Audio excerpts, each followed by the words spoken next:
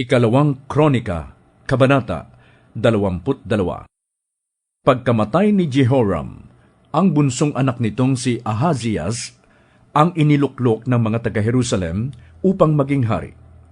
Ang ibang mga kapatid niya ay napatay ng pangkat na sumalakay sa Huda kasama ng mga Arabo, kaya siya ang ginawang hari ng Huda. 42 taon na si Ahazias nang magsimulang maghari at 1 taon siyang namahala sa Huda. Sa Jerusalem siya nanirahan.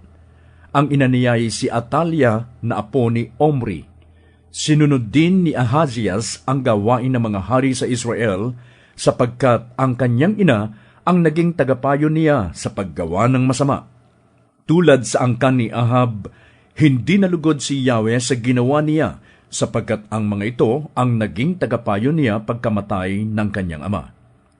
At ito ang dahilan ng kanyang pagbagsak.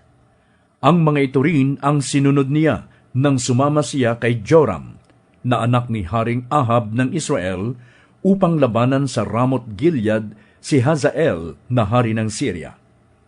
Sa labanang iyon nasugatan si Joram. Dahil sa nangyaring ito, ibinalik siya sa Jezreel upang doon magpagaling ng mga sugat. Doon siya dinalaw ni Ahazias. Kalooban ng Diyos na ang pagdalaw niyang ito ang maging pagkakataon para siya bumagsak. Sumama siya kay Joram upang makipagkita kay Jehu na anak ni Namsi.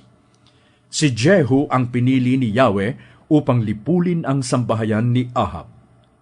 Sa pagsasakatuparan nito, natagpuan niya ang mga pinuno ng Huda at ang mga pamangkin ni Ahazias na naglilingkod dito.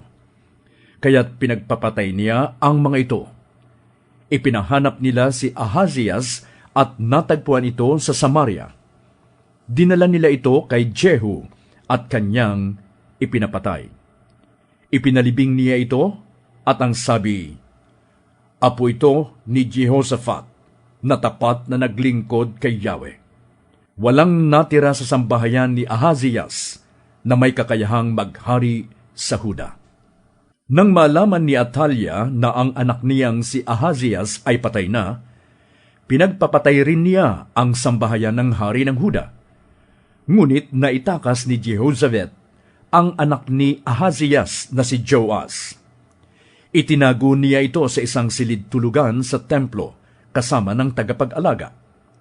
Sa ganoong paraan, iniligtas ni Jehoshabat ang kanyang pamangking si Joas.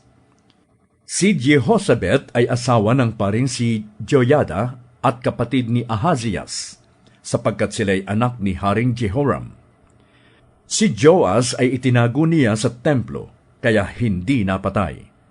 6 na taon siya roon, sa buong panahong namamahala si Atalia bilang reyna.